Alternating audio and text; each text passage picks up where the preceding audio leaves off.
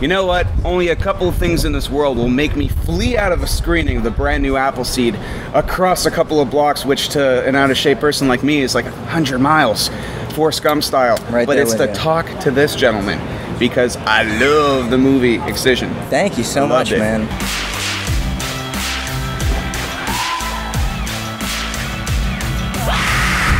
Okay, so you're back. It hasn't been that long.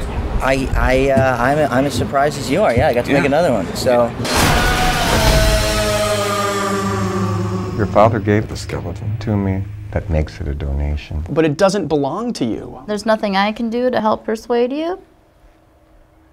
Him. What about him? What about me? 5 things wonderful in this world. Kat Dennings is definitely one of them. She is one of the nicest people I've ever. I mean, nothing has gone to her head. Yeah. I mean, she's awesome. Lay off him, Pope. You don't remember me, do you? Becca Thompson, Raymond. I'm gonna have to ask you to stop staring at my tits. The beautiful thing about this one is most of us who made this together are all sort of filmmakers in our own right, and so Kat had loved all the genres that, you know, and knew all the films that I was referencing from the beginning. You know, she's a true movie geek. Yeah. You know, so and you know, Matthew Gray Gubler is a director as well, so they got it when we were you know, riffing on certain things. And awesome. So I haven't seen your movie yet, so if you could give like a little synopsis to everybody who's about to see it. What is that one like sentence? A log line, yeah. The line, man, the one that makes you go, damn, besides Kat Dennings is in this.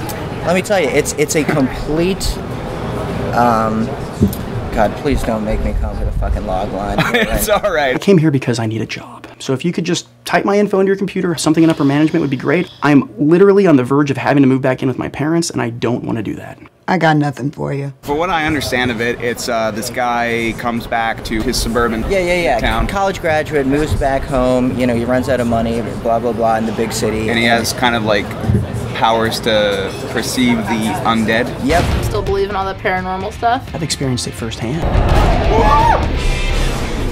I used to see ghosts regularly, and then just suddenly it stopped. Sounds like you have an amazing gift. Why don't you pursue a career in the paranormal? And when he gets home, you know, the house is now haunted. There is an evil spirit lurking on your property. Good luck. So like Scooby-Doo too. A lot of this. There's a ton of references to Scooby-Doo and Hardy Boys. When I was pitching it, I had Gubler. I made like a fake Hardy Boys book with Gubler on the front, searching for ghosts with the flashlights. Awesome, man. Yeah, I mean, what happened was, so after Excision, I could not get a film made. Why? I don't know. I mean, the material, I guess, was pretty hardcore. Pretty hardcore especially for like mainstream, and even actually a lot of independent studios. I did. So I went through this crazy depression for almost a year. That's a super bummer, man. You know, and I put 5 years into Excision. You know what I mean? Yeah. It wasn't just. So basically what Suburban Gothic is, whereas Excision is like paying homage to the David Cronenbergs and the Jodorowskis and all this, I could not watch movies like that in the midst of this depression. I was literally watching Scooby-Doo cartoons. Are You Afraid of the Dark? Are You Afraid of the Dark? Yeah. That's fantastic. That's a Canadian staple. Right, and that is very much, I mean, of anything, I would say Are You Afraid of the Dark in Erie, Indiana inspired a lot of this tone. And I really do think it feels like an Are You Afraid of the Dark product of the 90s without being self-referential. Yeah. Are you okay? You seem flustered. Next time you interrupt your mother sucking my dick, there's gonna be hell to pay.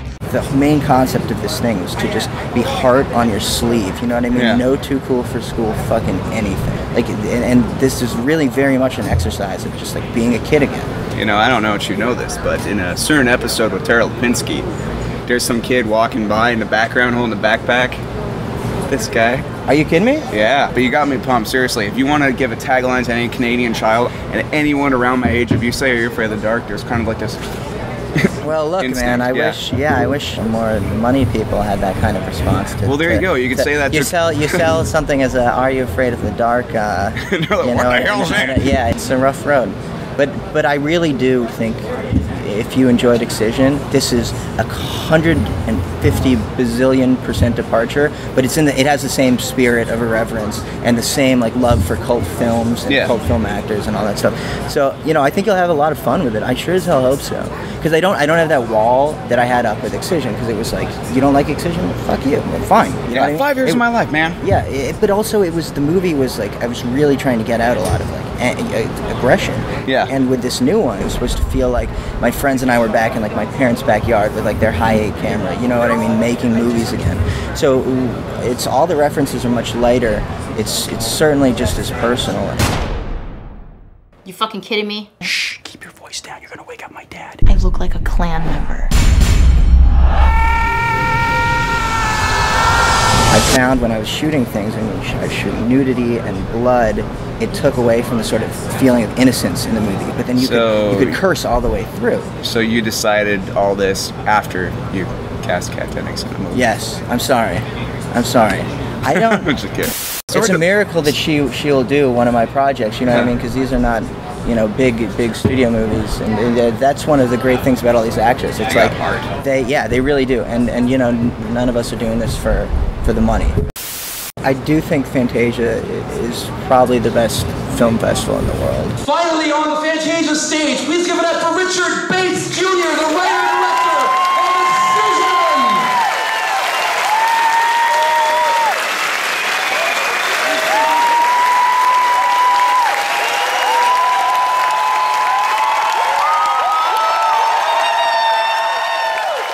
But my best screening of Excision anywhere was at Fantasia. And I'm sure, you know, and I actually probably owe a certain percentage of my career to Mitch. Mitch was the first person at a festival, you know, this size to program my short film Excision. Yeah. And I saw that short film. And as a, you know, as a filmmaker, it's like, you know, when you find out Mitch Davis likes your movie, that, you know what I mean? Yeah. That means the world. This film is pure fucking magic! Straight through your heart! I cannot wait to see you experience this collectively as a whole. Then you're gonna go and tell your family and friends how fucking fantastic Excision is. It's like the ultimate after-school special for children like us. It's been I'm very grateful to that dude. Awesome, man. Well, I'm looking super forward to seeing this movie, man. I hope you have a hell of a time. I'm going to have a hell of a time, you know? When you see a Fantasia movie and you hear that audience and you hear the reacting, you hear all of it, it's like the movie is in 4D or something. Yeah. It's like being, I don't know, if you're in a zoo or something looking through glass, it's like petting the lion. That's something. Well done. Thank you. You're good, man. Awesome. I am Richard Bates Jr. and I'm watching Season 0. Or you're watching, well, the I audience am Richard Bates Jr. and you're watching Season 0. Word.